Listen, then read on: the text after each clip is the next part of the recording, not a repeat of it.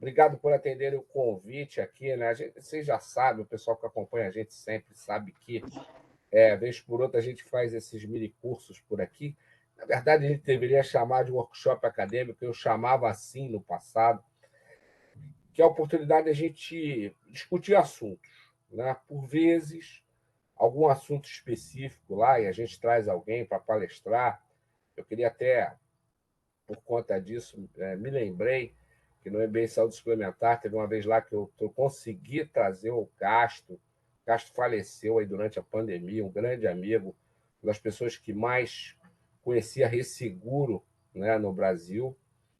E esse é, sem dúvida, um dos temas aqui, quando a gente fala de saúde suplementar, ainda nebulosos, né, para todo mundo, mas que é um tema que a gente vai discutir à frente num evento específico, porque isso é importante, né? Uma forma de pulverizar risco. E tem muito a ver com coisas que a gente vai falar hoje aqui. Mas, enfim, quer dizer, isso é uma atividade acadêmica, uma atividade dos MBAs aqui da Católica, e que a gente faz aí para todos os MBAs que eu coordeno, né? Enfim, né? O MBA Governança, Risco, Controles e Compliance, o MBA Saúde Suplementar, o MBA Gestão de Hospitais e Clínicas, que funciona lá às terças-feiras, e agora o novo MBA, que a gente colocou já esse workshop dentro dele, que é o MBA Gestão de Operadoras de Planos de Saúde e Odontológicos, que, para quem já fez o MBA de Saúde Suplementar, ele soa como um complemento. Para quem não fez, ele é um MBA focado em operadoras. Né? Bom, e que vai sair agora no sábado 17. O Aloysio começa, né, com a disciplina dele, depois vem a Raquel, e aí vem. Eu estou aqui ainda fechando horários, né, porque tem não posso colocar todo mundo nas mesmas datas para não ter coincidência, que dá um certo trabalho. Mas, enfim. E sempre é também uma oportunidade da gente trazer atores do mercado para discutirem esses assuntos que estão aí pipocando, né? Hoje, exatamente hoje, aqui, dia 29 de agosto, o Senado Federal, por exemplo, já votou e aprovou, sob a relatoria do senador Velmário, aqui do Rio de Já Janeiro, derrubou o STJ, né? a derrubada, né, da ação do STJ sobre lá a discussão em relação a rol taxativo e exemplificativo, que, assim, né, mexe com a estrutura do mercado, sobre vários aspectos que a gente vai comentar, né, daqui a pouco. E tem vários outros assuntos aí que estão em discussão, vários outros assuntos que são importantes para o mercado aqui de saúde suplementar e que cada vez mais ensejam a necessidade de debate. Eu digo a todos, o tempo todo, e talvez essa seja a minha maior crítica ao mercado, e ela é antiga, o Daniel, que trabalhou comigo muitos anos, sabe disso, já faz 500 vezes, que é como o mercado se comunica mal. O velho Minas Mar de Irocé falava isso todos os dias. O mercado fala, Luiz, aí, o mercado fala muito enquanto arrecada e pouco, né, enquanto paga. O consumidor, né, olha para o mercado e diz, olha, isso é cultural no Brasil. Né? No Brasil, as pessoas acham normal furtarem a padaria porque o português é rico, né? O que está na cabeça das pessoas. Aqui, né? E, na verdade, quando você faz encontro de contas, você vê que a coisa não é exatamente assim, sobretudo quando você fala de coisas privadas, né? Porque a fonte de recurso é limitada. E se não houver recurso, o cara entra lá em concordata hoje, recuperação judicial e falência, ou simplesmente o empreendedor tira o dinheiro dele de lá e vai botar em outra coisa que tem mais dinheiro. E quando isso acontece, fica pior para todo mundo. Então, nosso objetivo aqui é falar um pouquinho desse desafio de gestão aqui da saúde suplementar, que cada vez mais se tornam muito importantes. E aí eu vou trazer uma pequena apresentação aqui, que basicamente é lembrar de temas, né, para que a gente possa fazer isso de uma forma um pouco mais organizada, sem a gente se perder. Mas eu acho, né, assim, tenho convicção de que a oportunidade de discutir essas coisas no ambiente acadêmico aqui, né, ela se desdobra para o ambiente corporativo. Aqui no ambiente acadêmico, a gente acaba podendo falar coisas que no ambiente corporativo é mais difícil. Aqui no ambiente acadêmico, né, você reúne pessoas do mercado. Então, a operadora A, B, C, D, E, F, G tem pessoas, né, nos cursos, enfim, aqui no ambiente acadêmico, que facilita a troca de informações. Eu sempre digo, conto uma história, né, que em 1997 eu resolvi fazer um MBA, apesar de eu já ter mestrado, e foi uma das melhores experiências da minha vida, porque lá eu pude conviver com pessoas de áreas completamente diferentes das minhas.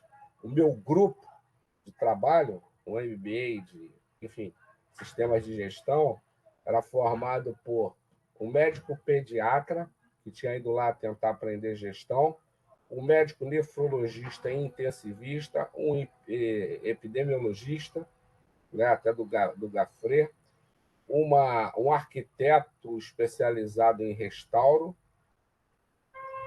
uma fisicoquímica, uma psicóloga e um diretor de banco, né? Enfim. E as discussões que saíam disso eram muito interessantes. Ao final desse MBA, eu fui parar na gestão aos sábados e domingos para ajudar de um hospital público, né, em São Gonçalo, né, que foi assim uma experiência muito interessante de ver como é que as coisas não funcionam quase que propositalmente, né? E assim que a gente não tinha a menor noção disso. Então sempre é uma oportunidade de a gente trocar informação. Eu quero lá saber como é que a operadora B enfrenta, por exemplo, um assunto fraude e por que que na minha operadora isso não acontece da mesma forma, o que que tem lá diferente que eu posso usar aqui, e você só consegue fazer isso aqui no ambiente acadêmico. Então, esse é o ponto. Nesse convite, eu também convidei os professores do MBA que estão aqui. Claro, né, alguns puderam vir, outros não, por causa de agenda e tal, mas assim, está representado aqui, tem vários professores aqui, e a regra não tem regra, né? Então, assim, né, tudo que o assunto for trazendo, quem quiser entra aqui, né, pode falar do que quiser, inclusive, né, do show que o Fluminense deu sábado contra o Palmeiras. Eu estava falando antes do Luiz entrar que nós estávamos na mesma ala no Maracanã, só que ele estava mais acima ou mais abaixo, a gente não se encontra nunca. Mas, em si, né, a gente empurrou o líder do Campeonato Brasileiro para as cordas, faltou só o jab final para cair. Mas tudo bem, esse é outro assunto. Foi de leste também, Sérgio, dessa Foi, vez? foi inferior dessa vez. Também, estava Inferior, lá. né? Estava Ontem eu tive inferior, né? o privilégio de concretizar o conhecimento do filho do Aloysio.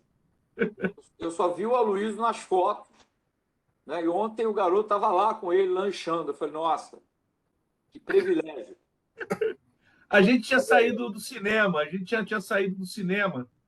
E aí paramos ali para tomar um café, para fazer um lanche. Beleza. É isso. Vamos lá, deixa eu compartilhar aqui. Então, minha janela aqui, bonitinho aqui. Papapá. Estão vendo aí, então, né? Então, Bom, então a ideia aqui é isso, né? E aí eu fui lá hoje, fotografei a sala de situação da ANS aqui para trazer para cá para a gente falar um pouquinho desse assunto. Então, diferente do que acontecia lá em 2016, 2017, que tinha uma tendência aí de se perdeu o beneficiário da saúde suplementar, agora tem uma pequena variação, né? Nós ainda não chegamos lá efetivamente nos 51 milhões, que é um número, né, quase que holístico, mas já chegamos aos 49,789, muito por conta da percepção das pessoas que é preciso ter plano de saúde. Mas isso também acaba impactado pela própria economia, né? Enfim, na medida em que os empregos lentamente começam a ser, os pós-trabalho começam a ser repostos, e algumas atividades elas começam a dar uma retomada, isso significa que você tem que oferecer de novo plano de saúde para as pessoas, e isso acaba trazendo aí, quer dizer, um deltazinho de crescimento para a saúde suplementar, que não é pequeno, mas pelo menos é positivo, deixou de ser negativo. Né? Aquela taxa de ocupação de cobertura é relativamente a mesma, 25%, 25 e pouco, quase 26%. Agora, a quantidade de operadoras neste momento em atividade 720, com 694 planos efetivamente aí com beneficiados, né? De 19.869 ativos. Tudo bem. Bom, agora vamos entender o resto, né? Que é importante. A mídia especializada e a não especializada, sobretudo, fez um grande alarde sobre as demandas do consumidor, aí quantidade de reclamação e tal, não sei o quê, dizendo lá 20 mil, não sei o que mais, blá, blá, blá. Bom, dos 20 mil, né, 17 mil efetivamente são reclamação. Agora, de que tipo? Né? 14 mil em relação à cobertura ou dúvidas em relação à cobertura. Outros temas e tal, mensalidade de reajuste 764. O que significa dizer que, por pior que seja, essa coisa está explicada. O consumidor, de alguma forma, entende, né, que aquilo que é custo hoje vira reajuste amanhã. Isso está entendido. Né? Se você fizer uma conta percentual aqui, eu não vou fazer, mas enfim, né? Se a gente considerar 764 reclamações contra 50 milhões, é nada, zero. Até os próprios 20 mil significam nada. Se você comparar isso aqui com telefonia celular, né, o parâmetro de comparação se perde, né, efetivamente. Em relação a contratos e regulamentos, 2.754, ou seja, este número de demandas do consumidor, olha aqui, ele é baixíssimo. E aí, né, assim, ou o consumidor não sabe onde reclamar, que eu duvido, né, ou o consumidor realmente não reclama dos planos. Por aí, mais ou menos alguma coisa por aí. Bom, a distribuição, né, para quem nunca viu a sala de situação da ANS aqui, ela se mantém. Os planos individuais aqui atingem 9 milhões de pessoas, né, mais ou menos isso. Os coletivos dos 49 são a grande parcela, 40 milhões. O coletivo empresarial, dentre os coletivos, a maior parcela, 34 milhões. Tem 6 milhões aqui de contratos coletivos, e é interessante falar isso. Né? Há alguns anos, quando eu falava de tendências, eu dizia que os planos individuais necessariamente teriam que começar a voltar, né? E daqui a pouco, pode ser até que por lei, alguns diziam que eu era completamente maluco, mas esse movimento começa a aparecer, inclusive com o aparecimento de algumas novas operadoras focadas no individual, no Rio, São Paulo e outras praças. Bom, planos ativos, não muda muita coisa. Aqui embaixo é que vem a diferença das coisas que estão acontecendo. Então é o seguinte, começando de baixo para cima, e aqui eu estou comparando, a sala de situação compara o primeiro trimestre de 2021 contra o primeiro trimestre de 2022. Portanto, neste número que está publicado aqui, a gente ainda não está olhando para o segundo trimestre, já encerrado em julho. Né? O que estava acontecendo? A sinistralidade do primeiro trimestre de 2021 ainda com uma cauda da própria pandemia, onde muita coisa ficou represada, 81,6. Durante a pandemia, se chegou a um número histórico de 76, 77. Mas rapidamente ele foi retomado. Né? E hoje, olhando para 2022, primeiro trimestre, 85%, ou seja, nós já ultrapassamos o maior número antes da pandemia, que era 84%. Se você abrir este número aqui, esses 85%, para entender quem da segmentação está sendo mais impactado por isso aqui, você vai encontrar surpresas interessantes. Tá?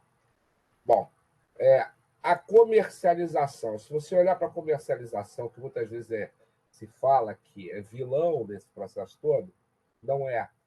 E que pese o pagamento de altas angariações na entrada, e isso tem uma tendência hoje de ser um pouco quebrado, parte disso vai ser contabilizado como angariação, mas parte disso é premiação, que pode entrar em outras despesas aqui operacionais, e por isso, né, elas crescem, quase 1 milhão aqui, enquanto a própria despesa de comercialização ela cresce bem menos. Okay? Quando eu olho para a comercialização, ela significa muito pouco do todo, muito pouco da receita. Né?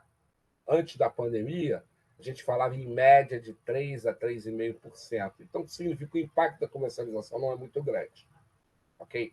Porém, o sinistro aqui, ó, enquanto você fica com uma arrecadação na mesma linha, o sinistro, né, aqui, ó, nessa linha de despesa assistencial, o sinistro direto, ele cresce quase 3 bi. Quase 3 bi. Ok? Muito bem. Bom, se este número é preocupante, eu vou sair da tela aqui para poder ver se vocês conseguem enxergar. Não sei se vocês conseguem enxergar. Conseguem enxergar minha tela ainda? Não, né? Muito pequeno. Vou interromper e vou colocar na tela de novo. Vamos lá.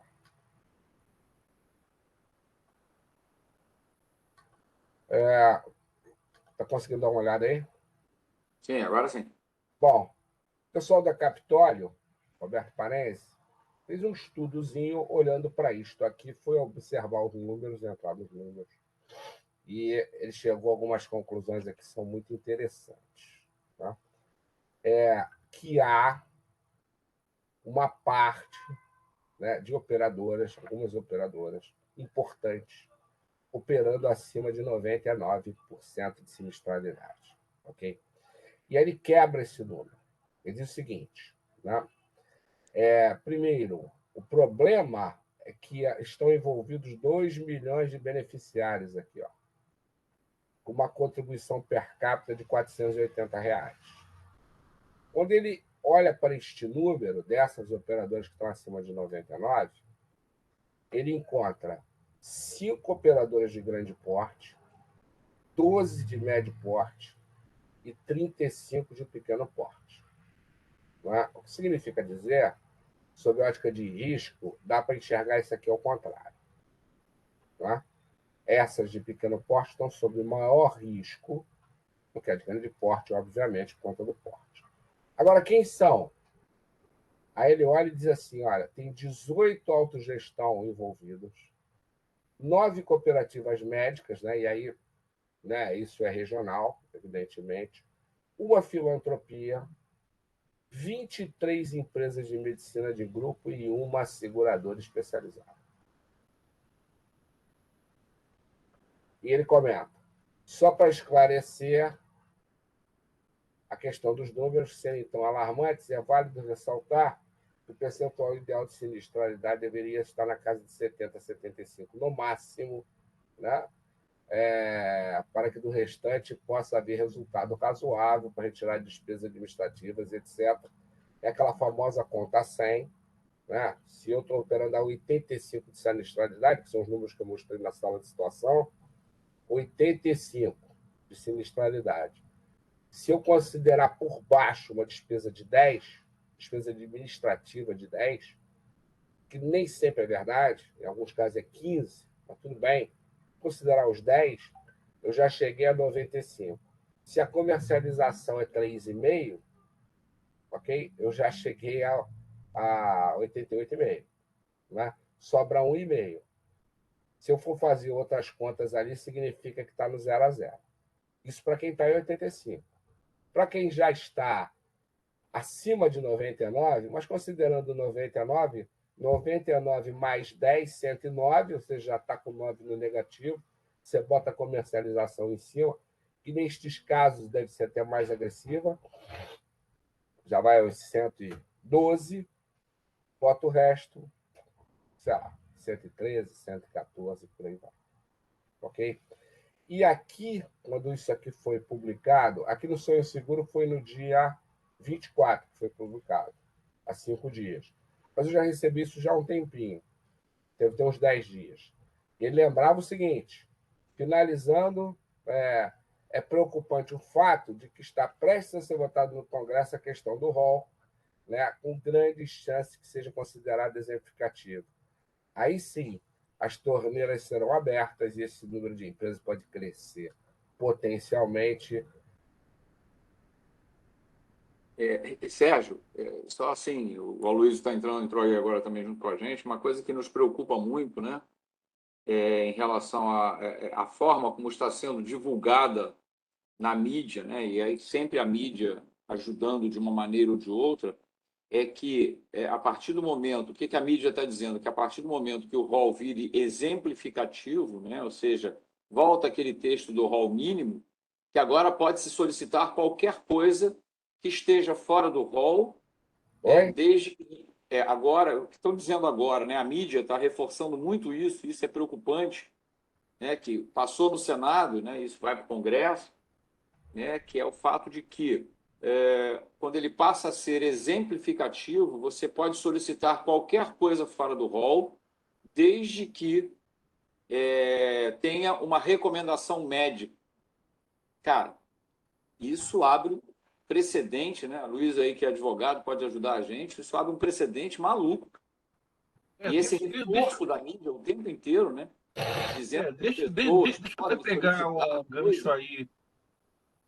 Deixa eu até pegar o gancho do Charles, que eu acho que é importante, né? Eu estava esperando aí a oportunidade para a gente esclarecer. Vocês estão vendo alguma coisa na tela aí, além de vocês? Não, né? Só Não. Eu acho importante esclarecer exatamente o que diz o projeto de lei 2033 de 2022, que foi aprovado hoje no Senado Federal, já havia sido aprovado na Câmara dos Deputados e vai à sanção presidencial. Esse projeto ele fala que, de fato, pode haver procedimentos não previstos no rol, desde que, eu vou me permitir ler exatamente o que diz o projeto de lei para não cometer nenhum equívoco aqui.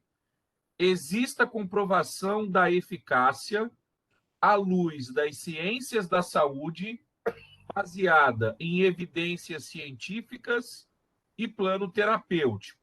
Ou, 2, existam recomendações pela Comissão Nacional de Incorporação de Tecnologias no Sistema Único de Saúde, CONITEC, ou exista recomendação de, no mínimo, um órgão de avaliação de tecnologias em saúde que tenha renome internacional, desde que sejam aprovadas também para seus nacionais.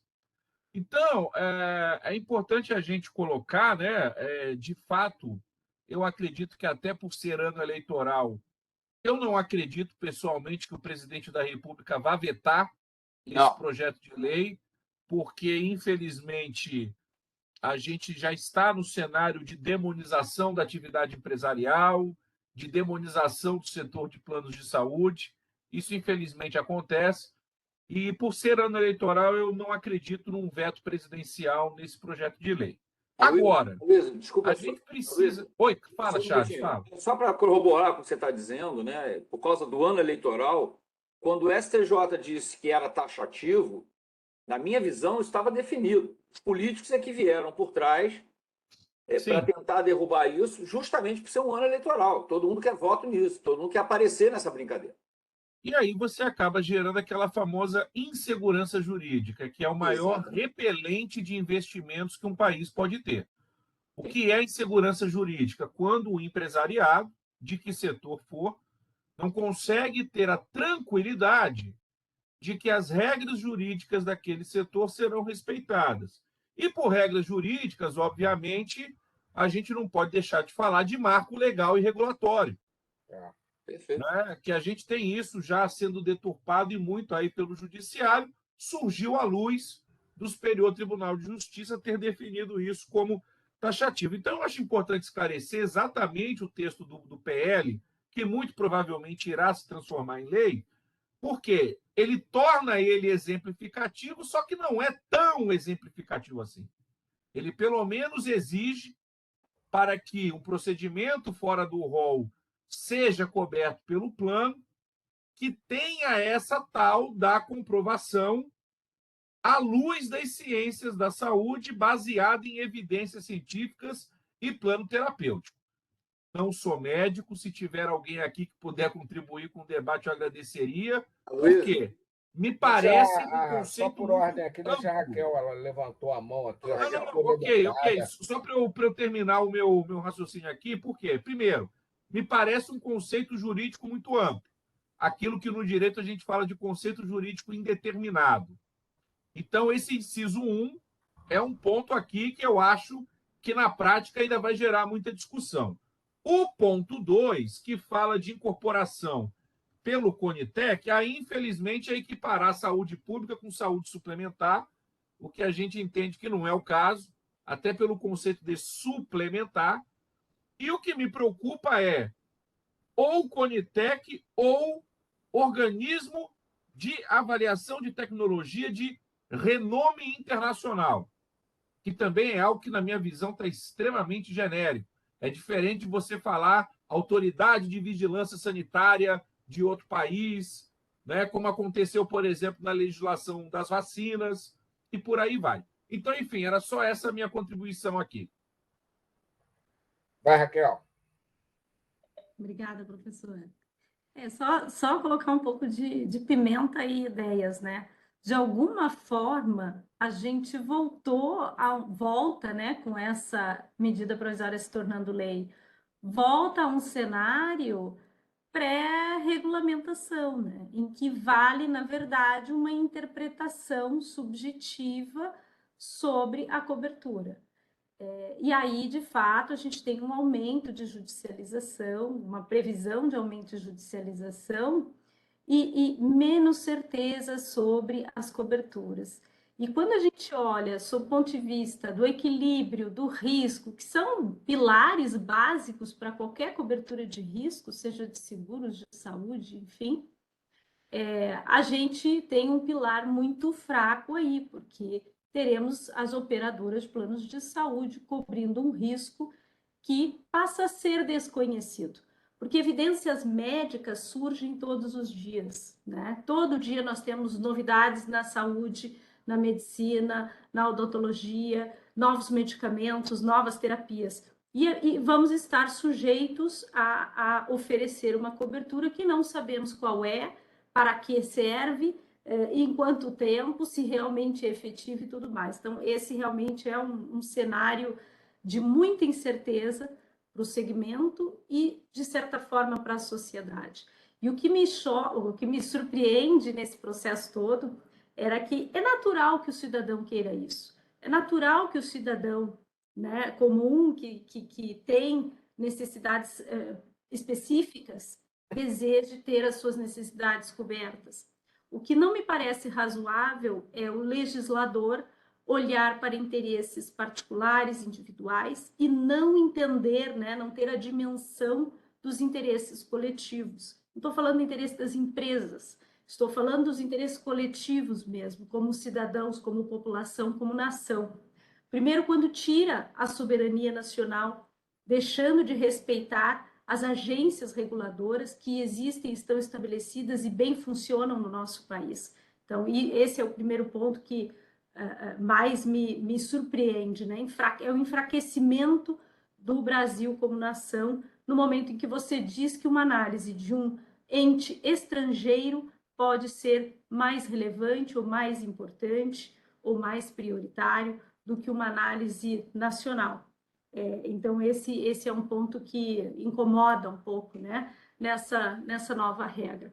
Mas, enfim, eu acho que o debate sobre esse tema, ele é longo, a gente poderia ficar aqui horas e horas falando sobre isso, Mas o segundo ponto, só para fechar, é não olhar o impacto econômico de uma decisão desta natureza, né? Quando a gente olha no curto prazo, sabemos que muitas famílias serão, de fato, melhor atendidas do que são hoje pelo sistema privado. A pergunta que fica é: quantas famílias não mais poderão suportar um plano de saúde às custas dessas famílias que passam a ter uma cobertura diferenciada? Então, esse é o grande debate que toda essa norma, essa lei traz aí para o nosso contexto. Obrigada. Acho que, sobretudo, também a gente pensar em família, né? Sua colocação, você fazer as palavras da Juliana aqui, excelente ponto, Raquel, né? E mais importante, junto com tudo isso que você falou, eu acabei de aprovar um rol de procedimentos que vai ser atualizado de 6 em 6 meses.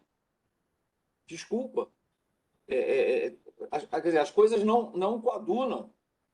Se eu vou atualizar um rol de 6 em 6 meses e vou fazer uma abertura para que qualquer agência mundialmente reconhecida possa identificar como uma cobertura necessária para qualquer plano de saúde, e aí você fala do lado econômico, perfeito. Como é que eu dou vazão a isso? Né? Como é que eu pago isso? E tem mais uma coisa, né? A gente está falando aqui que a boa parte do bolo é pago por empresas.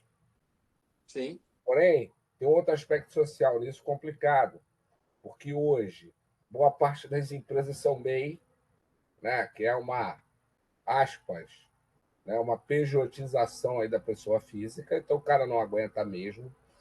E uma outra parte disso são idosos. O pessoal que passou de 59 não está necessariamente no mercado e migrou para alguma coisa ali para ter um plano de saúde.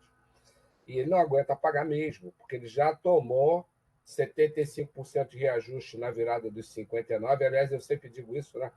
É o presente de aniversário antecipado. Um mês antes dos 59, a pessoa leva um presentinho de 75% de reajuste e depois vai pagar a inflação. Então, isso realmente é muito complicado. Mas eu quero chamar a atenção para uma coisa que passou meio despercebida em tudo isso. Eu vou até colocar uma tela aqui para vocês. Sem querer te interromper, a Kátia queria falar alguma coisa. Ah, é? Fala, Kátia. Oi, era só para contribuir, mas trazer assim, há uma confusão muito grande que a quantidade vai melhorar a qualidade, né?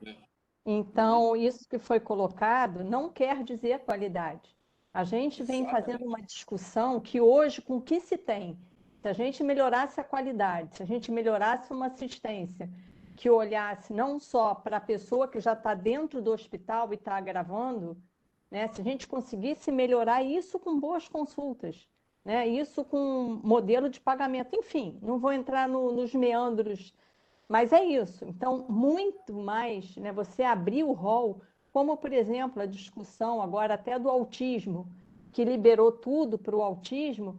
Quem disse que todo autista precisa desse atendimento tão amplo? Existe uma legislação específica, né, Kátia, para autista. E você tem um plano de cuidado, de acordo com o quadro dele. A grande questão é que o diagnóstico de autismo mudou. Antigamente era autismo, agora é espectro autista. Então, você aumentou muito o lastro disso, né? Então, eu queria trazer essa questão, que eu acho que é uma grande diferença aí, né, da quantidade para a qualidade. E uma pergunta que eu me faço todo dia: a quem interessa? Independente da questão política hoje, que é o que as pessoas estão votando, é ficar aparecendo politicamente. A quem interessa encharcar o rol desse jeito e para quê? Qual a consequência disso? Né? Eu acho, eu tenho uma tese sobre isso que é meio. Oi, Ana, tudo bem? Também chegou por aqui. Seu filho melhorou a tosse, porque a minha está horrível. A minha está horrível. Então, o que acontece nisso, né? Assim, primeiro, as palavras exemplificativo e taxativo não estão em lugar nenhum. Não estão na lei. Tá? Isso foi uma tese construída ao longo do tempo, a Luiz conhece isso bem, ao longo do tempo, né, para dizer, olha, né, este aqui não se mexe, o taxativo aspas, né, mas a sociedade precisa que se tenha referência disso para poder cobrir um monte de outras coisas. E, a partir daí, uma chuva de ações, né, e uma chuva de jurisprudências e muita gente ganhando dinheiro por conta disso. Sim. Toda vez que se judicializa alguma coisa, importa pouco, né, inclusive o teor da coisa, mas importa se você consegue vencer, às vezes, né, com a contribuição de um leigo do outro lado no legislativo, e a partir daí se cria um rastro, né? E é nesse rastro que se ganha dinheiro. Me lembra aqui, a Luísa lembra bem disso, o caso do seguro habitacional, do antigo 66. Foi exatamente isso que aconteceu, né? O interesse de advogados no caso do habitacional não era nada mais, nada menos do que o descendial, né? É isso, Luísa? Né? Que assim, né? Se olhava para contratos da década de 70, se cobrava a correção disso aos dias de hoje. E essa parte ficava lá com o advogado. Então, assim, me parece, né, que, novamente, prevalece, né, uma visão de quem está interessado financeiramente nisto, que não tem nada a ver com saúde. Absolutamente nada a ver com saúde. E nós vamos pagar a conta, todos nós, sobre vários aspectos aqui. Deixa eu só mostrar uma coisa. Kátia está querendo falar de novo, Kátia. Não, eu tirei a mão. Tirei a mão. Deixa eu só Tirou? mostrar uma coisa para vocês que passou desapercebida nessa história toda aqui. Estão Ó, vendo virei aqui a mediador, tela? hein, Sérgio? É. Estão vendo a tela aqui? É o seguinte, isso aqui são as estatísticas da CNSEC, Confederação Nacional de Seguros Privados, lá dentro. Uma das federações é a FenaSaúde, obviamente, que não abrange o mercado inteiro, mas uma parte do mercado, principalmente as seguradoras, obviamente, especializadas em saúde, mas quando a gente olha para o mercado de seguros, quem trabalhou em seguradora entende que saúde também faz parte do mercado de seguros, né? E muitas vezes a gente até confunde, chama tudo de seguro, como é lá fora. Mas o verde aqui, ó, é o peso da saúde no resto todo. Então, quando você fala do grande mercado de seguros, saúde suplementar significa mais do que a metade do todo, ok? Bom, por conta disso, a CNSEG enviou ao Ministério da Economia, na semana passada, uma carta, né, falando da necessidade de um novo marco regulatório para seguros e para a saúde suplementar, né, olhando para 7,5% do PIB, dizendo o seguinte: olha, na medida em que esses setores estão sob ameaça de solvência, né, compare aí com o petróleo, construção civil e o resto, vocês estão dando um chute nas duas pernas, se nós, aqui do lado de cá, não conseguirmos produzir resultado. Mais que isso, né? Nós não vamos à falência, receberemos uma intervenção, né? E, no final das contas, a possibilidade de que quem venha pagar a conta seja o Tesouro é muito grande. Né? Então, enfim, está colocado. Eu aqui nos meus alfa aqui, estava falando o seguinte como temas: movimento de mercado e atratividade, por exemplo. Saúde foi a campeã do mercado de M&A, fusões e aquisições, nos últimos 2 anos. Em alguns momentos, isso significou 35% do movimento global de fusões e aquisições nos últimos 2 anos. Não é? Com a decisão de hoje, talvez isso não seja a mesma coisa para frente, porque, né, se criam barreiras de entrada econômicas e muito importantes e ameaças à própria rentabilidade. O que significa dizer, né, que o investimento em redução de custo, com incorporação de tecnologia, subscrição preditiva e várias outras coisas que a gente já cansou de discutir por aqui, e, sobretudo, combate à fraude, terá menos investimento, porque não sobra dinheiro no final. Ok? Qual é a percepção de vocês aí em relação a isso? Né? Porque A conta dá 100 no final. Eu tenho que reduzir custo de alguma forma. Como fazer para reduzir custo em um cenário em que a previsibilidade fica fluida? Sérgio, como fazer, honestamente falando, a gente tem que estudar muito sobre isso. A minha grande preocupação hoje, e que as pessoas, algumas perceberam e outras não estão percebendo, é que, exatamente como a nossa colega Raquel falou, né, a gente está voltando ao momento anterior à Lei 9656 de 98. Não Exatamente. só por causa de coberturas, mas quando eu permito o ingresso de maneira desenfreada de health tax, tá? Onde se oferece consulta, desconto em cirurgias, não, em exames mais complexos. E agora, financiamento em cirurgias, cara, eu estou literalmente descaracterizando uma agência onde tudo isso que está entrando não tem nenhum tipo de regulamentação e estou ludibriando o povo não, mas aqueles que têm uma condição baixa de conseguir alguma coisa, estou ludibriando eles como se eu estivesse vendendo um plano de saúde deles e ninguém orienta que isso não é plano de saúde. E as pessoas entram e estão começando a comprar isso de uma maneira desenfreada, porque, evidentemente, chegou-se a um desespero em que o governo não está vendo isso, cara. A própria agência só diz o seguinte: ó, eu não regulamento isso. Mas e aí? Quem olha isso? Não sei se vocês lembram, antes da lei, as pessoas iam para aquelas instituições e o cara dizia assim: Ih, isso aí quebrou, fechou as portas, tchau, até logo, não existe mais. Ih, você pagou, Ih, não tem mais cobertura, não. A gente vai acabar vivenciando isso de novo se não fizer nada. Eu estava olhando o Pietro aqui, que ele estava coçando a testa. Eu tenho certeza que ele estava pensando uma coisa, eu vou traduzir, porque eu conheço o Pietro há muito tempo.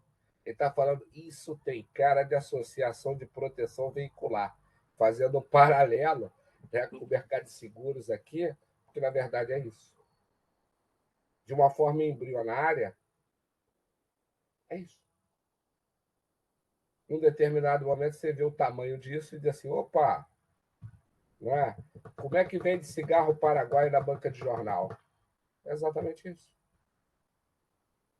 Né? O mercado Sérgio, não eu não vou me surpreender se daqui a pouco a gente tiver uma proliferação disso, porque se você, a partir de agora, não vai conseguir ter um mínimo de previsibilidade de custo para as operadoras, né? E isso é um fato, porque da forma como está, você acaba com a previsibilidade de custos, né? Daqui a pouco você vai começar a ter proliferação, como já está acontecendo. Olha, eu te dou desconto aqui apenas para consulta. Eu te dou desconto aqui apenas para exame, né? Não dá tudo que a legislação estabelece como plano de saúde. O consumidor acha que está se protegendo a um custo irreal e, na verdade, ele vai estar exposto. Quando ele precisar de uma internação, ele vai descobrir que aquilo que ele está achando que está pagando muito mais barato não vai dar direito a isso. Né? Então. E aí você vai ter as XPs da vida e vai ter aí os Nubanks da vida financiando as cirurgias. Em 10, 20 vezes sem juros ou com juros baixinhos, só para o cara ter um cartão de crédito para circular. Exatamente. E sem assegurar o desfecho. Exatamente. A Ana está com a mão levantada lá, Ana. Vai. Está sem som. Raquel também. Raquel também. Boa noite. Oi. Boa noite. A gente fica num vácuo regulatório, porque como não é operadora de plano de saúde, a ANS não regulamenta. Exato. Mas também não se diz que é ilegal. E quem regulamenta, então? Não adianta, então, você dizer que a ANS não regulamenta. Muito cá entre nós, né? Assim, desculpa, falta também a punição para esse tipo de atividade. Claro. Exato, porque se fosse ilegal e tivesse punição, tudo bem que a ANS não regula. Agora, se a ANS não regula e não existe qualquer tipo de regulamentação e nem se diz que é ilegal... É um vale tudo. É um vale tudo, que aí acaba... E o que acontece? Se você faz uma cirurgia dessa com desconto, E complica. Complica. E complica. E Com vai quem eu ter que ir reclamo? para UTI. Para quem? Exatamente. E vai para onde? Para o SUS. Um Mas amigo meu isso perguntou assim para mim uma ora, vez, Charles, e se por um acaso eu comprar um plano de saúde com uma administradora de financeira? Eu falei, liga para o cara no final de semana, de preferência à meia-noite, às 2, 3 horas da manhã, e vê se ele vai te atender. Ou se ele não vai chegar com aquela notificação. Ligue no horário comercial. Uhum. E outro ponto, eu também já vi modelos em que as pessoas dizem, não, eu estou vendendo, a empresa está comprando direto do Então, de prestador. desconto. Não, direto do prestador. É. Mas não é plano de saúde porque é o prestador. Mas ele não está dizendo, eu estou vendendo. Você vai num prestador para um caso específico. No caso da empresa, ela está vendendo, o cara está comprando risco, e aí deixou de ser prestador de serviço normal, passa a ser operadora de plano de saúde, porque você não é, tá fazendo a cirurgia para Maria, você tem uma determinada população, aquela determinada população pode ou não ter problemas, e aí esse prestador ele está comprando risco, ele não está comprando vendendo uma cirurgia ou uma consulta. Isso não é prestador de serviço. Então, da existem muitas mesma forma, lacunas aí.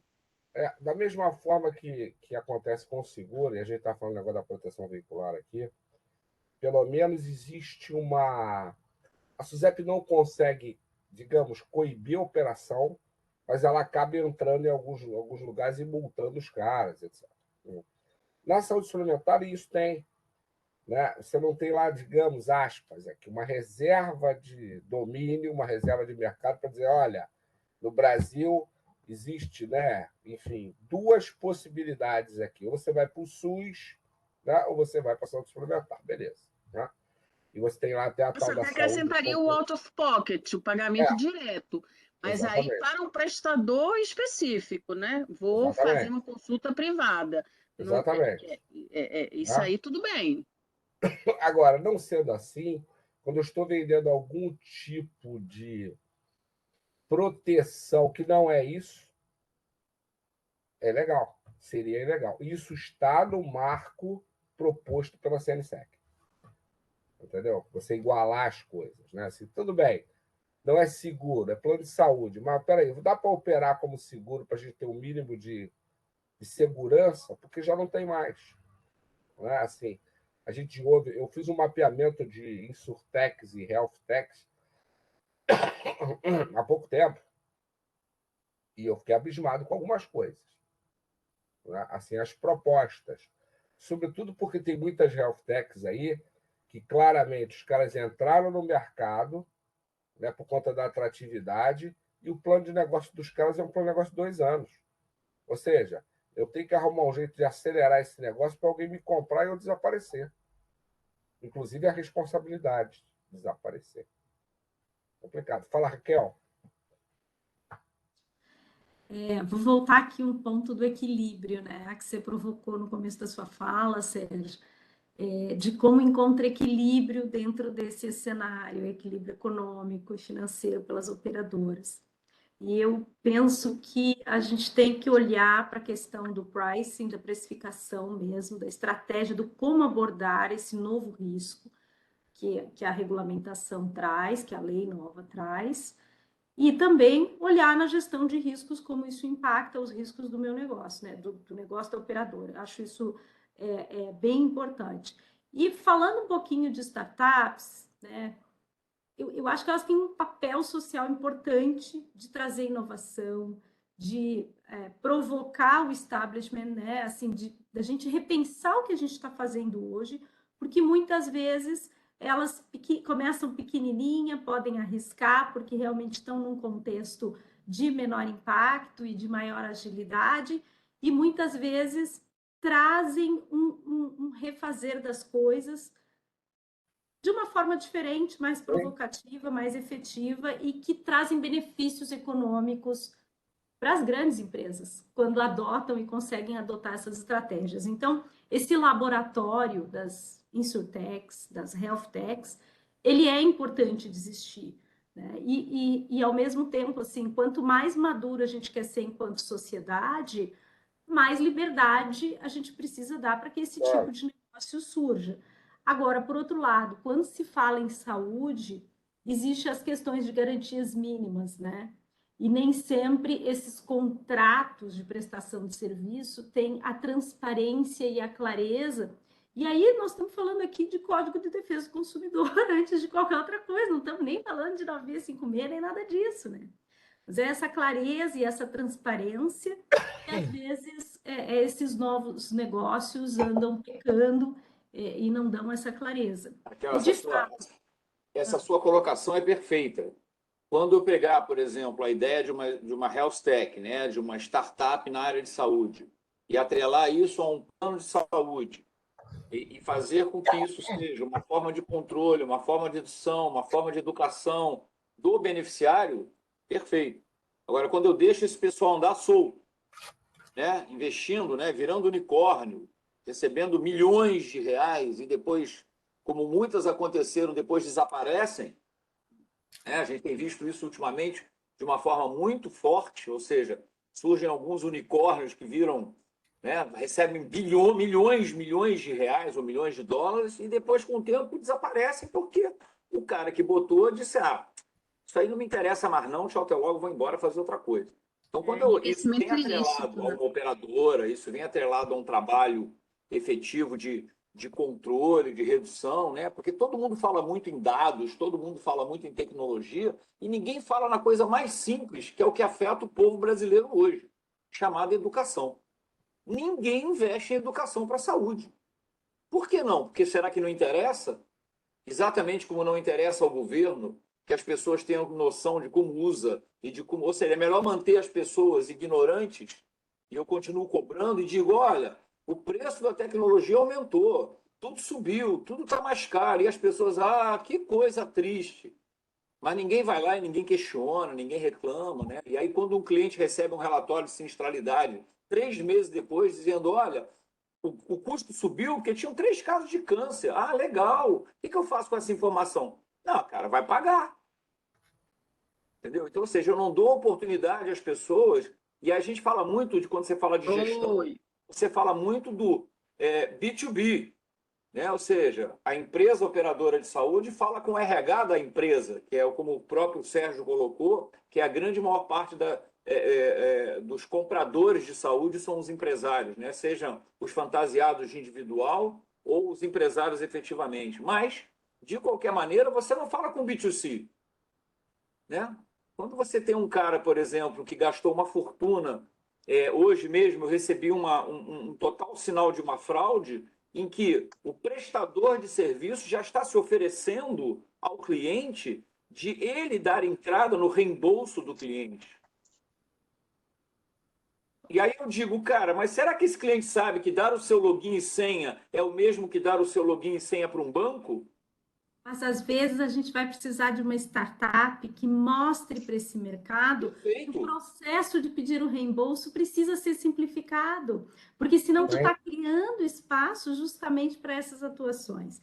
Então, entendo suas colocações, mas acho que a gente tem o ônus e o bônus dessa estrutura, né, de desenvolvimento econômico, e aqui a gente vai tentar se apegar nos bônus e ver o que a gente pode tirar de bom nesse processo? O que a gente pode aprender com esses negócios que estão surgindo? Acho que Eu concordo com o que o Charles está trazendo, exatamente assim.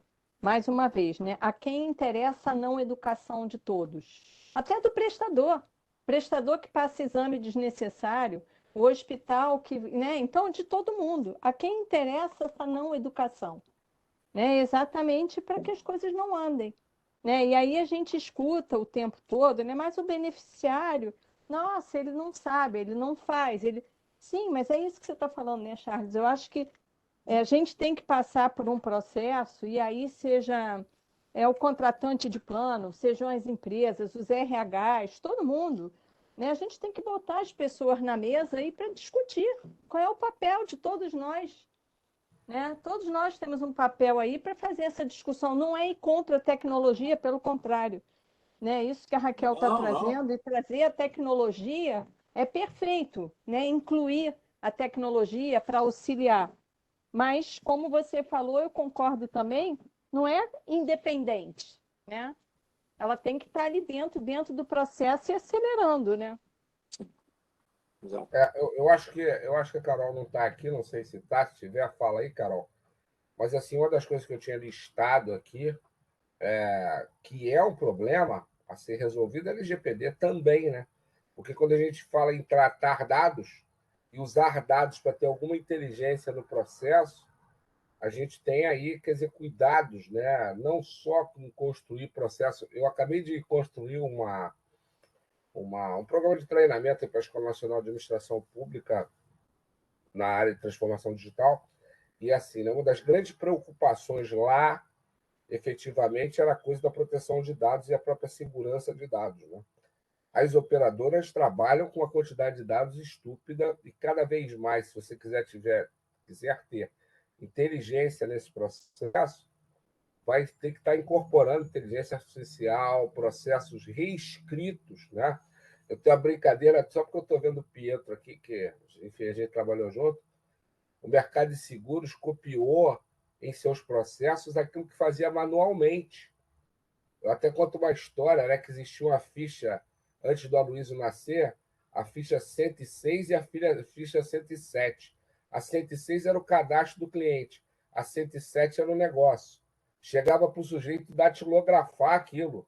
Ele pegava a ficha 106, seu Pedro, 107, papapá, e digitava aquilo tudo. Quando fizeram o processo, pensaram da mesma forma. Primeiro traz o cadastro do cliente, depois traz o resto. E tudo Obrigado funciona pela igual até gentileza, hoje. Sérgio. Oi? Obrigado pela gentileza. Viu?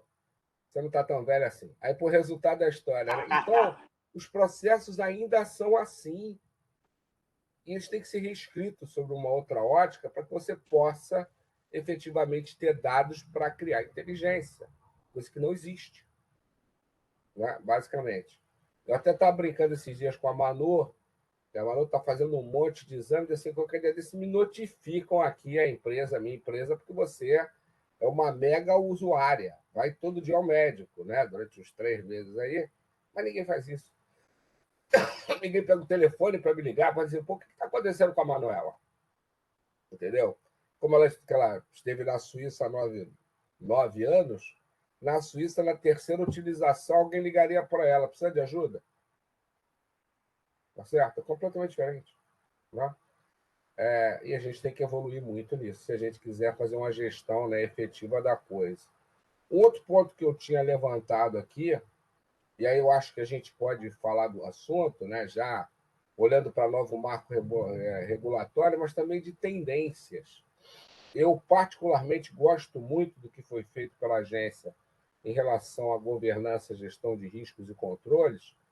Sou suspeito para falar da 443, porque eu gostei da forma, gostei da segmentação no tempo, né, em relação a isso, mas tem um caminho muito árduo aí para andar, né? E a minha percepção é que as operadoras não estão no mesmo passo, pelo menos o que eu conheço, né, onde eu já estive, o passo não é tão rápido assim quanto se deseja. E aí, né, isso bate de frente com um monte de coisas. Quanto mais você tiver uma governança de risco robusta, né, melhor você reage aos impactos do mercado. Dentro de tudo que a gente falou, eu acho que essa reação ela vai encontrar menos oportunidades, talvez, dentro desse processo. Né? E poderia ser um pouco diferente.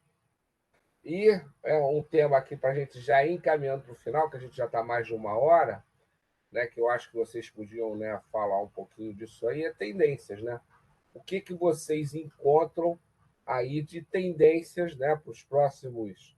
Vamos falar do Brasil, para você falar de mais de 1 ano é diferente, né? Mas assim, pelo menos aí para um par de anos aí, o que vocês enxergam aí de tendências desse mercado? Vai, Charles, o que você está pensando em fazer? Cara, olha só, Sérgio, eu assim, rapidamente, né, muito preocupado, por exemplo, com a matéria que saiu hoje no jornal quando fala do piso de enfermeiros, né, que foi aprovado 4.750. Logicamente que eu não estou preocupado com o salário dos enfermeiros, até porque eu acho que é extremamente valioso e é um grupo de pessoas que a gente só tem que admirar, né? Mas o que me preocupa nas entrelinhas da matéria é que provavelmente a gente vai tender uma maior concentração ainda de mercado, onde hospitais pequenos não têm nem como pagar os 4.750, nem como demitir as pessoas, porque também não tem fundo para demitir as pessoas. Então, o que vai acontecer é que os grandes tubarões de mercado, né, como o DASA, como o DOR, como a Apvida, como Notre Dame e outros, né, a Rede Casa e outros, vão ser quem são os que vão se favorecer disso, né, porque vão comprar hospitais de graça praticamente, que vão assumir os ônus e os bônus desses hospitais, e o mercado vai se concentrar de novo, mais ainda do que já é concentrado. E em relação ao que aconteceu nesse momento de hoje, né, a minha grande preocupação é que toda a reclamação que houve quando foi determinado o rol taxativo é que quem mais reclamou foram as pessoas que iam perder o direito de entrar com liminares para conseguir os seus benefícios, né? Então, ou seja, eu tenho aí uma deturpação total do mercado, né? Então, eu concordo plenamente com a Raquel, né? Eu concordo plenamente com a Ana, com a Kátia, né? Bacana que são as mulheres que estão aqui mais uma vez demonstrando, né, que força elas têm de poder, que poder elas têm de pensamento, né, de criação. Mas acho o seguinte: se a gente ficar só preocupado com dados e aí permitir, por exemplo, uma Open Health, que é um dos primeiros movimentos que o governo está fazendo, cara, aí não tem LGPD, vai virar uma bagunça, né? O próprio governo que força uma LGPD é o governo que perde os dados, né? Veja o que aconteceu agora com o estado do Rio de Janeiro, que não pode... Um hacker entrou e está há quase um mês com tudo parado, porque eles não sabem nem o que fazer com aquilo. É complicado. Eu acho que esse é o encontro... Falo muito, Raquel. Adoro gente cheia de ideias, cheia de... né, falar com essa energia gostosa.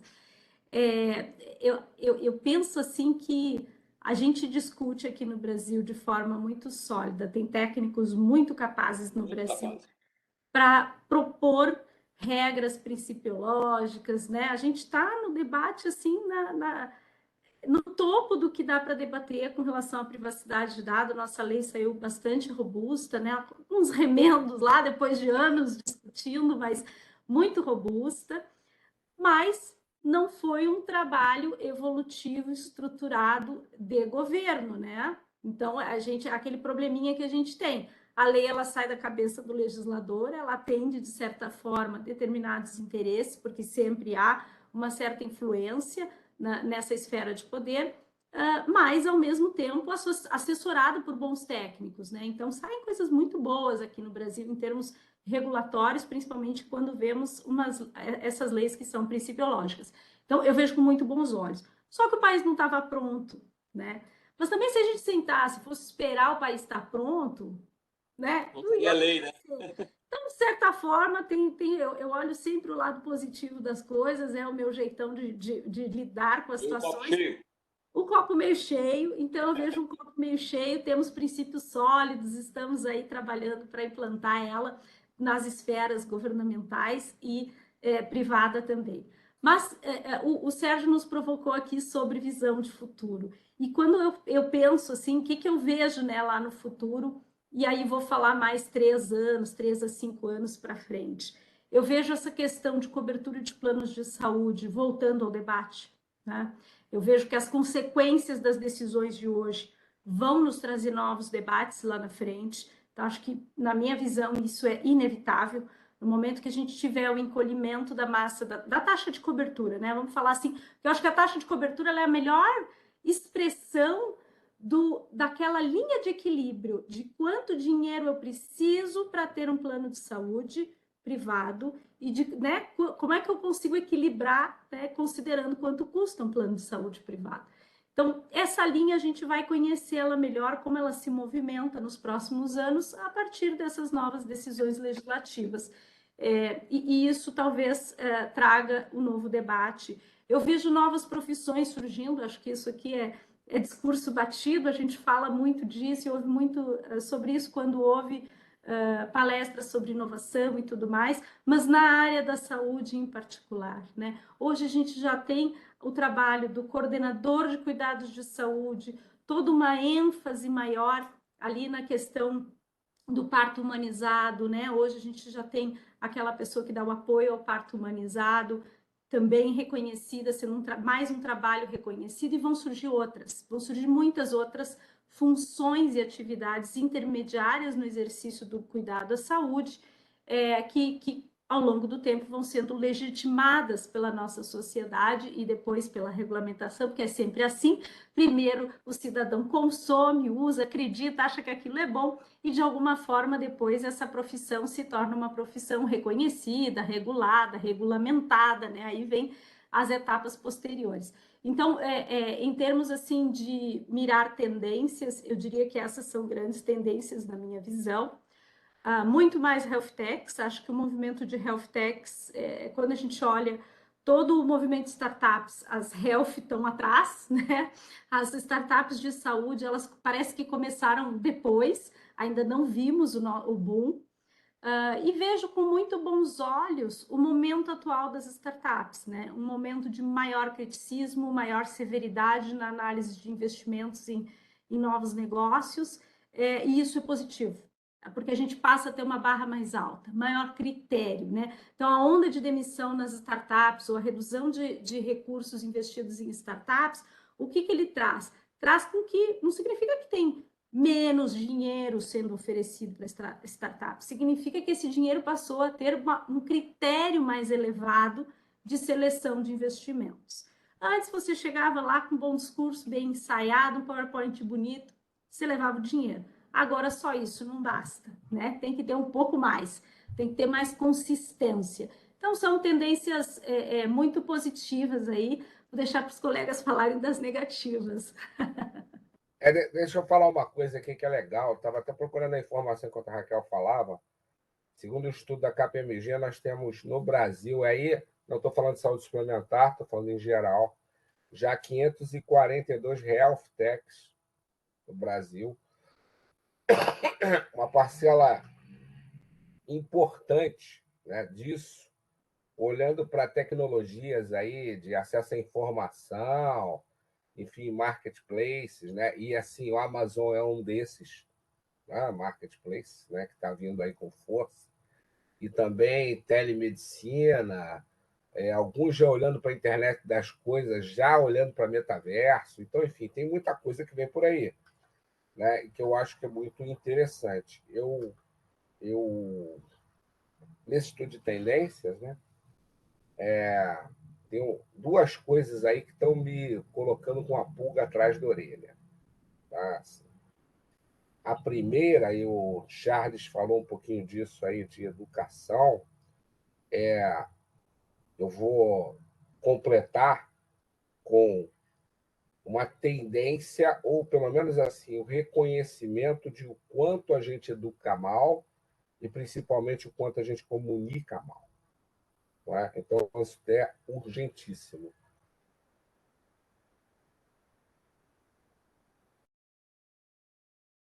Sérgio travou.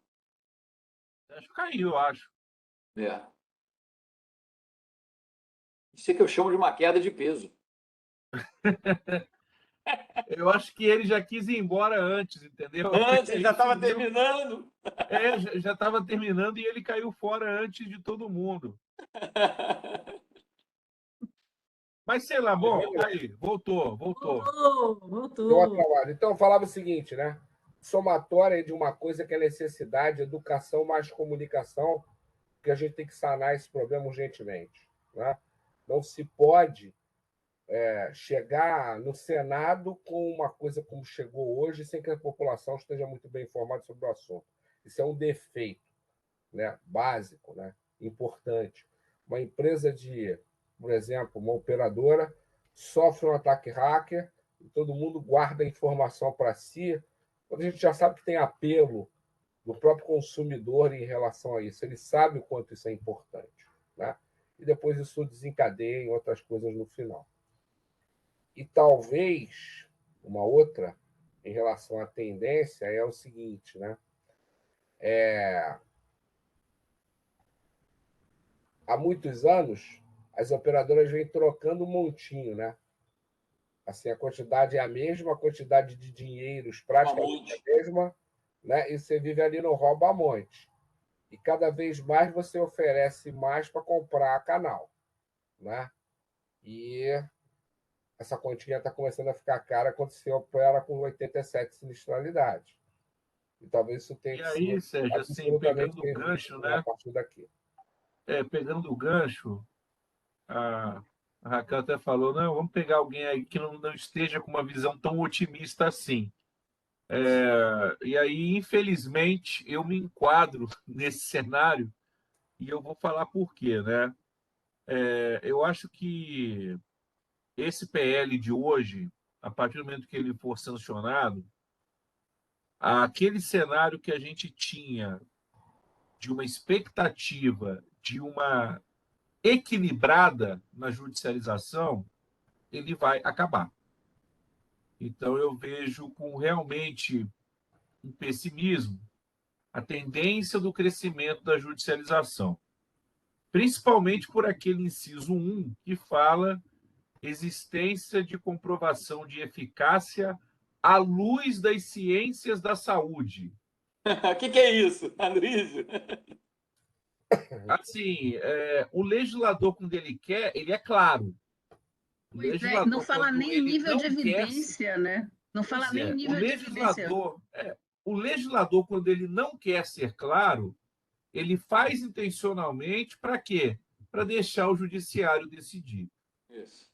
Então, quando a gente fala que tudo que tiver fora do rol, mas for eficaz à luz das ciências da saúde, desculpa, para mim poderia ter sido mais claro, reconhecido pelas autoridades médicas oficiais e por aí vai.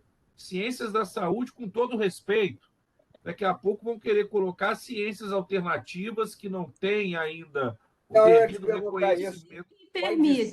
Pai de santo que cura a gota pode ser Se considerado. for o Sérgio Ricardo, pai de santo Sérgio Ricardo. Não, pois Então, e aí, cura a Sérgio, gota, assim, pode ser? diferente do dinizismo que nos gera otimismo, eu não estou otimista em relação à tendência do setor, porque com relação à volta e o aumento da judicialização, por outros motivos, eu vou acabar chegando na concentração que o Charles mencionou.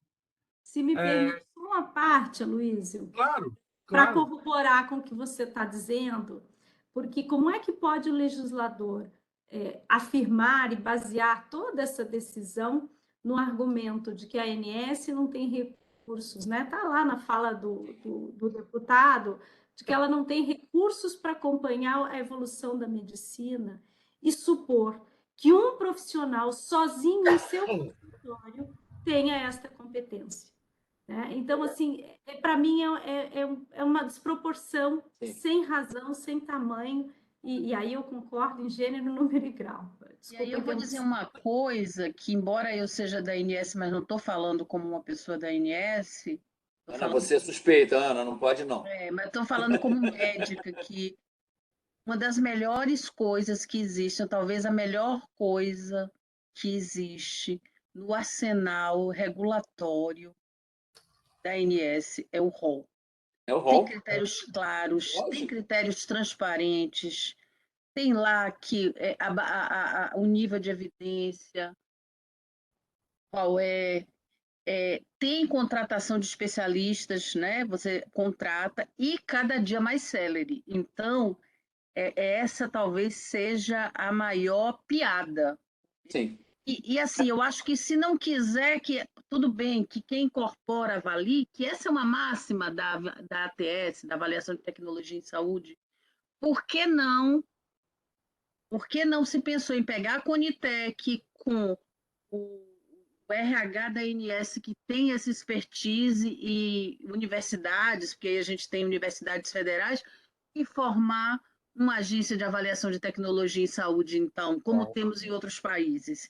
Serviria para o aí, SUS, um serviria para incorporador todo mundo.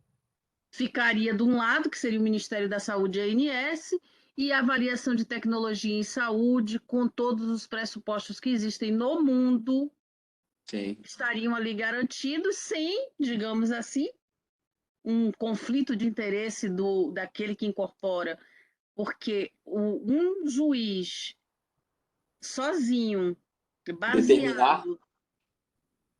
baseado na fala de um advogado, com uma prescrição totalmente atravessada pelas inúmeros vetores aí de interesses que nós temos, é simplesmente tiro no pé, não, isso já é tiro na cabeça, né?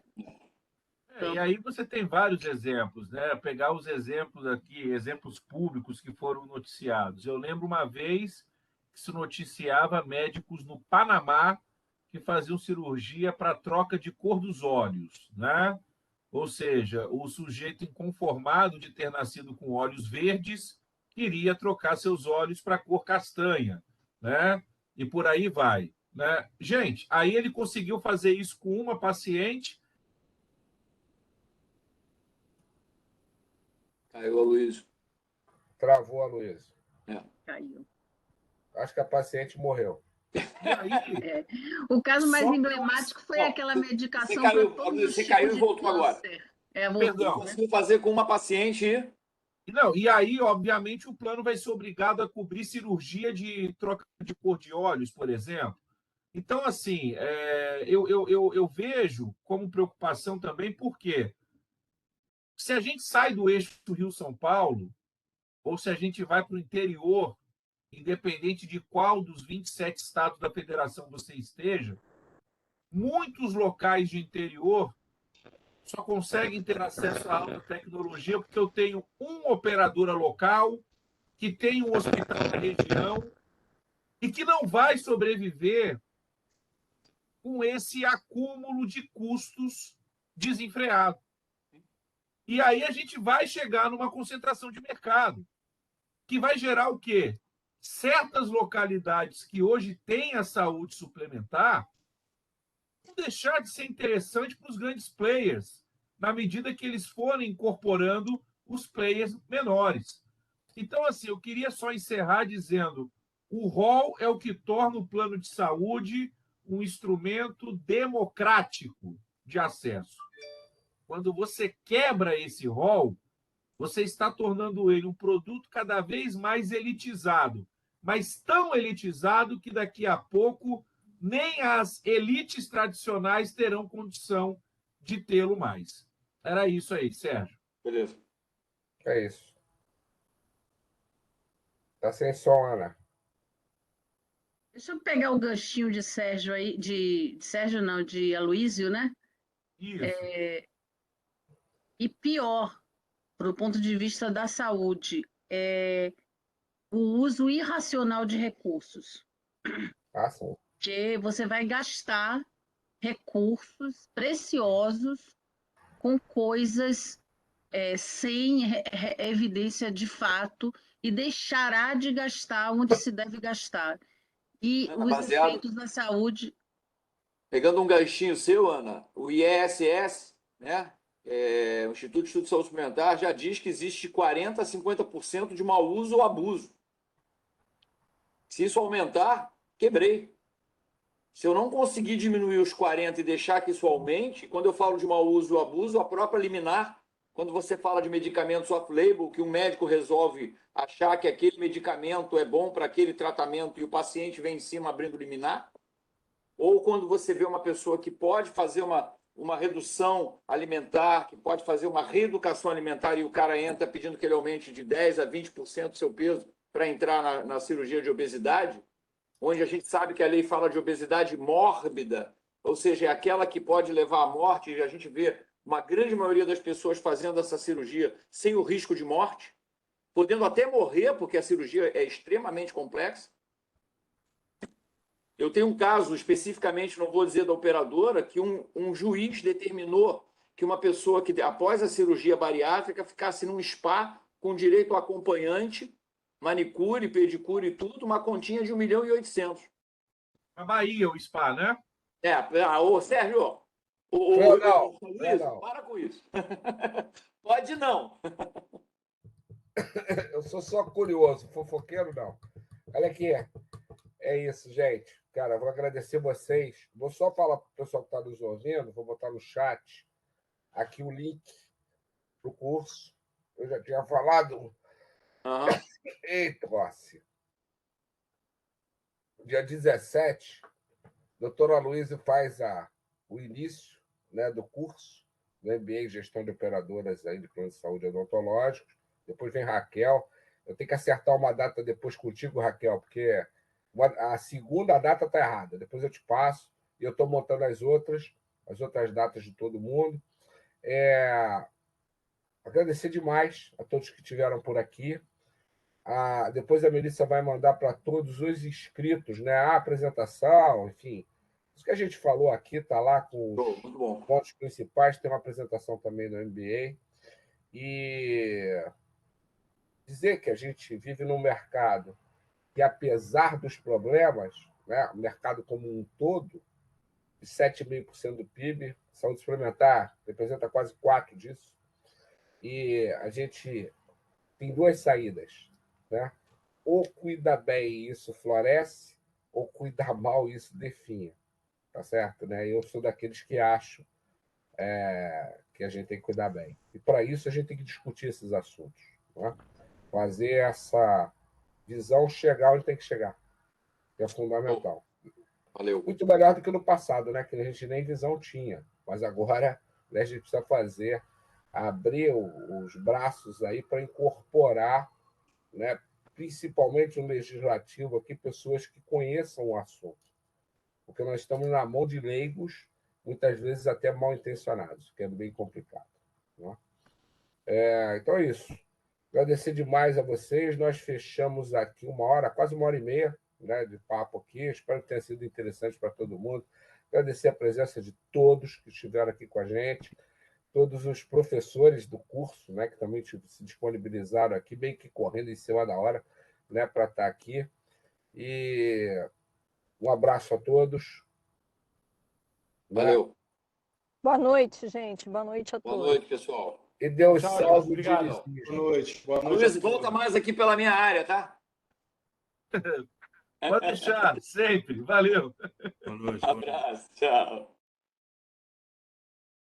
Melissa, pode fechar, depois me manda a gravação.